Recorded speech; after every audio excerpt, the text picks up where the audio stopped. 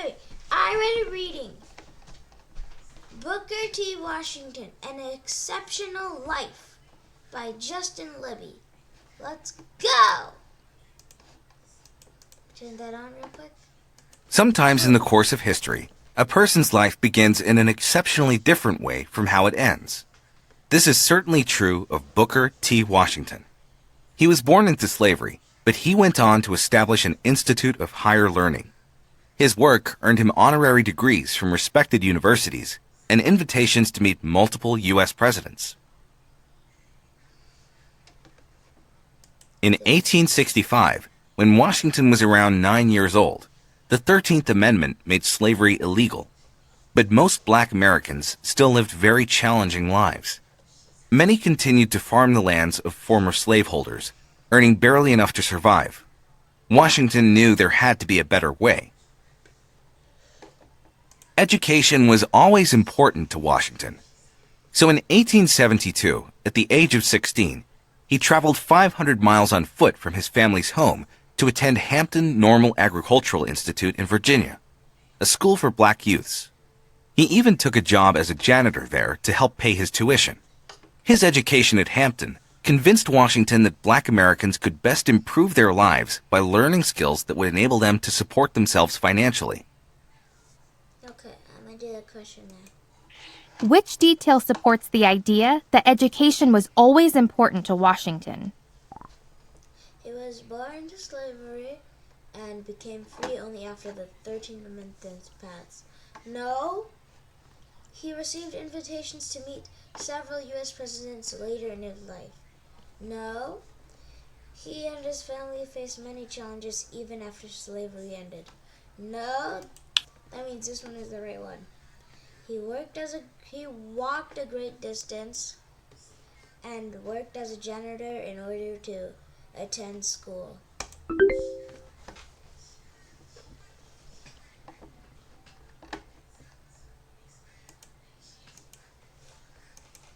These ideas were in his mind when he was asked to run the Tuskegee Normal School in Tuskegee, Alabama. The school opened in a tiny space in a church, but a year later, it was moved to the site of an old plantation. Washington started the school with very little money, but he had a vision that eventually helped the school thrive. He wanted the students to construct the school's buildings and even grow their own food. By doing that, they would learn important skills that could help them earn a living, and their efforts would also help the school grow and sustain itself. Many people criticized Washington's approach. They didn't believe unskilled students could do the challenging work required of these projects. But Washington felt the outcome would pay off in the end. He was right.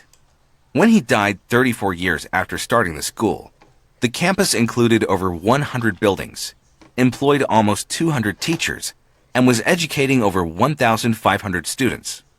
Today, Washington's legacy lives on. The school is now called Tuskegee University, and it continues to help young people improve their lives through education. Let's go. What does this biography tell you about Washington's achievements? Despite having little money, Washington helped start the Tuskegee School for Black Americans.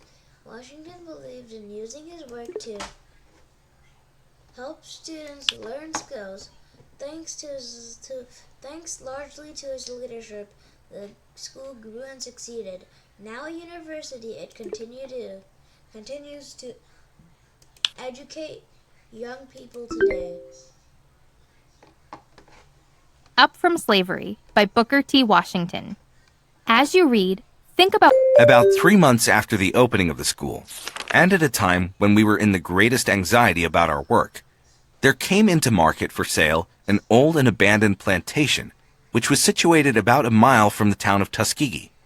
The mansion house, or big house as it would have been called, which had been occupied by the owners during slavery, had been burned.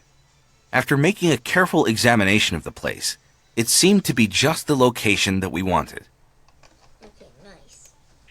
Which detail about the early days of the Tuskegee Normal School appears only in this autobiography?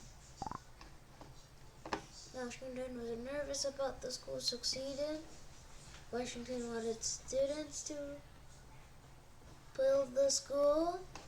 He was moved to the site of an old plantation.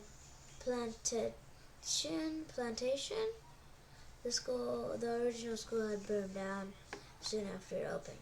I think it's here. Let's go read the other one real quick. Where?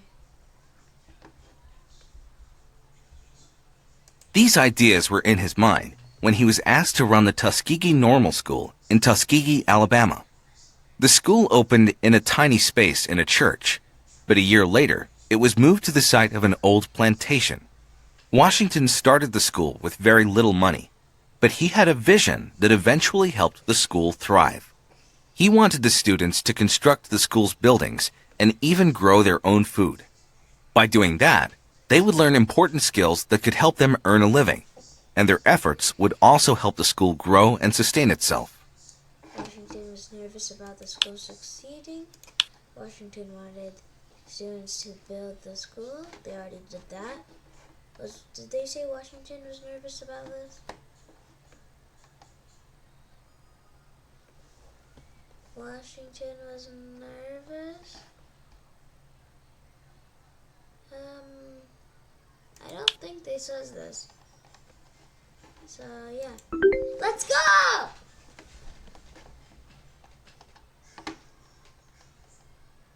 From the very beginnings at Tuskegee, I was determined to have the students do not only the agricultural and domestic work, but to have them erect their own buildings.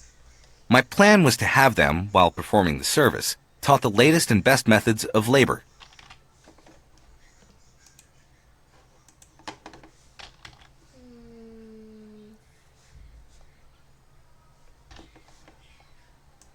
At first, many advised against the experiment of having the buildings erected by the labor of the students, but I was determined to stick to it. I told those who doubted the wisdom of the plan that I knew that our first buildings would not be so comfortable or so complete in their finish as buildings erected by the experienced hands of outside workmen. Mistakes I knew would be made, but these mistakes would teach us valuable lessons for the future. How is the information in the biography and autobiography of Booker T. Washington alike and different? Only the biography describes the many challenges for Black Americans after slavery. Both passages explain how Washington started the Tuskegee Normal School and his idea that labor should be done, but should be part of students' education, but only the